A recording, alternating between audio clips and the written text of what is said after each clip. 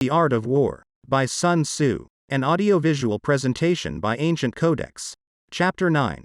The Army on the March. Part 1. Sun Tzu said, "We come now to the question of encamping the army, and observing signs of the enemy. Pass quickly over mountains, and keep in the neighborhood of valleys. Camp in high places, facing the sun. Do not climb heights in order to fight. So much for mountain warfare. After crossing a river, you should get far away from it. When an invading force crosses a river in its onward march, do not advance to meet it in midstream. It will be best to let half the army get across, and then deliver your attack. If you are anxious to fight, you should not go to meet the invader near a river which he has to cross. Moor your craft higher up than the enemy, and facing the sun. Do not move upstream to meet the enemy. So much for river warfare. In crossing salt marshes, your sole concern should be to get over them quickly, without any delay. If forced to fight in a salt marsh, you should have water and grass near you, and get your back to a clump of trees. So much for operations in salt marshes.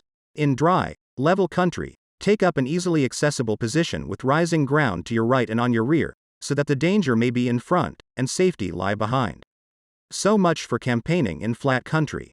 These are the 4 useful branches of military knowledge which enabled the Yellow Emperor to vanquish 4 several sovereigns. All armies prefer high ground to low, and sunny places to dark. If you are careful of your men, and camp on hard ground, the army will be free from disease of every kind, and this will spell victory. When you come to a hill or a bank, occupy the sunny side, with the slope on your right rear. Thus you will at once act for the benefit of your soldiers and utilize the natural advantages of the ground.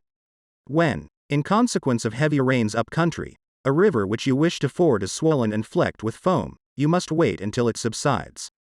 Country in which there are precipitous cliffs with torrents running between, deep natural hollows, confined places, tangled thickets, quagmires and crevasses, should be left with all possible speed and not approached. While we keep away from such places, we should get the enemy to approach them. While we face them, we should let the enemy have them on his rear." This is the end of Chapter 9 Part 1. Thank you for listening and do subscribe to our channel, Ancient Codex, to get free and unlimited access to ancient texts and stories. In the next part of Chapter 9 of The Art of War, we'll continue discussing the army on the march.